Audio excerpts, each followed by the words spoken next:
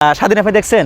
হ্যাঁ পুরো দেখছি কেমন স্বাধীন করছেন আপনি? হ্যাঁ কিরকম ভাবে কিভাবে কি কোনটা সে যাইছে এই যে আমরা দেখছি পুরো আমরা শুরু হওয়ার সময় কিন্তু সে মিটিং এর কাছে যে জি মানুষ দেখছি আমরা জি আমরা মিলিটারি গেছে আমরা এই লাইন দিয়া আপনার সাথে এটা হচ্ছে ধান খেতে কিন্তু এক চাচা এখানে রয়েছে, তার সাথে কথা বলবো যে এই জায়গাটাতে যতটুকু উনি আবার চাষ করছে, চাষ করার পর কিন্তু আজকে ধানগুলো বেঁধে কিন্তু উনি এক জায়গায় কিন্তু একটু পালা করে রাখতেছে এবং রাখতেছে। আমরা তার সাথে কথা বলবো। আপনারা দেখতে পাচ্ছেন চাচা কিন্তু একটু ইতিমধ্যে কিন্তু ধান হাতে নিছে।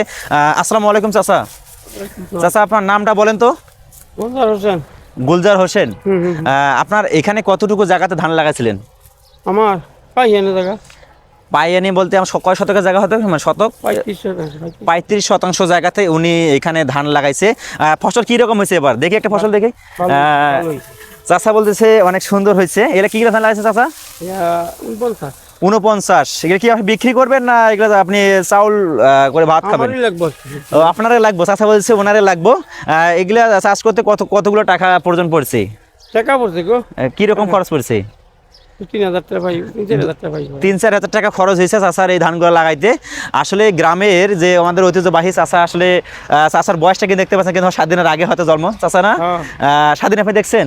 হ্যাঁ পুরো দেখছি কেমন স্বাধীন করছেন আপনি? হ্যাঁ কিরকম ভাবে কিভাবে কি কোনটা সে যাইছে এই যে আমরা দেখছি পুরো আমরা শুরু হওয়ার সময় কিন্তু সে মিটিং এর কাছে যে মানুষ দেখছি আমরা জি আমরা মিলিটারি গেছে আমরা এই লাইন দিয়া আপনি দেশ স্বাধীন করছেন আপনি? হ্যাঁ কিভাবে দেশ স্বাধীন করছেন? আমরা মুক্তির কাছে গেছি, এটা মিশা কথা। জি শুরু হওয়ার সময় কি 10-12 বছর পর। জি জি এদিক দিয়ে মিলিটারি গেছে। চাচা বলছে গ্রামে, আমাদের গ্রামে কিন্তু মিলিটারি বলে, সেনাবাহিনীকে বা আর্মিকে মিলিটারি বলে। চাচা বলতেছে আসলে তখন আপনার কি রকম অভাবটা ছিল? তখন কি এই ধানগুলা, এতগুলো ধান এই যে আপনাদের আমরা তখন আপনার কি কি খেয়ে বেঁচেছিলেন? অনেক শুনছিলাম বলে খাদ্যের অনেক সমস্যা হয়েছে। অনেক সমস্যা হয়েছে, মানুষে ভুট্টা খাইছে, চুট্টা খাইছে, আটা খাইছে। আমি জানি ভাতের মারে যে মারটা, হাতের যে মারের যে একটা ফানা আছে, যে মার আছে, এটা নাকি খাইছে? কচু সিদ্ধ করে খাইছিলেন? কচু সিদ্ধ আমরা খাইছি না, মান্য খাইছি আমরা খাইছি না। ও চাচা আসলে অনেক বিজি মানুষ। আসলে সে স্বাধীন দেখছে, স্বাধীনে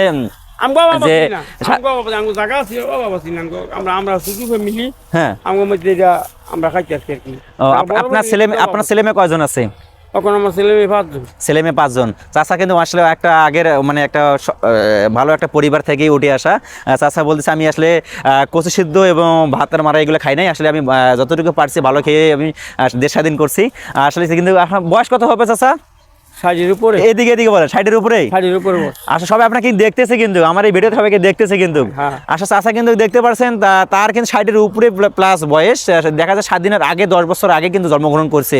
আর আপনারা দেখতে পাচ্ছেন কিন্তু গ্রামের। আসলে আপনি মানুষ নাই কেন? আপনি এই মানে এত বয়স হওয়ার পর আপনি কেন এইভাবে কষ্ট করতেছেন? আপনার ছেলে মেয়েকে নিয়ে আসেন না কেন? আমার নিজের জমি করুন লাগতো না আমার। জি মানুষ নিয়ে করলে ভালো হইতো না? পয়সা লাগতো না আবার দিলে। আসলে চাচা বলতেছে মানুষ নিয়ে করে গেলে পয়সা লাগবে না। আসলে তেমনটাই যে দেখতে পাচ্ছেন কিন্তু যে চাচা কষ্ট করে কিন্তু ধান কেটে পর শুকিয়ে দেওয়ার পর বোধহয় 1 থেকে 2 দিন ধানটা কেটে আবার শুকাই দিছে। শুকাই দেওয়ার পর আজকে বেঁধে। আপনি কি সবগুলো ধানে আজকে পুরোটাই বেঁধেছেন, বাঁধছেন? হ্যাঁ সবগুলো কি আজকে নিয়ে যাবেন? না নিতাম না, আজকে এখানে রাখবে। চাচা বলতেছে ধীরে ধীরে উনি কাটার পর এবং ধীরে ধীরে বাঁধার পর উনি কিন্তু এখানে ধানগুলো রাখতেছে। আর আপনারা দেখতে পাচ্ছেন কিন্তু এই যে গ্রাম বাংলা একটা ঐতিহ্যবাহী, কিন্তু আর একটা না বললে নয়।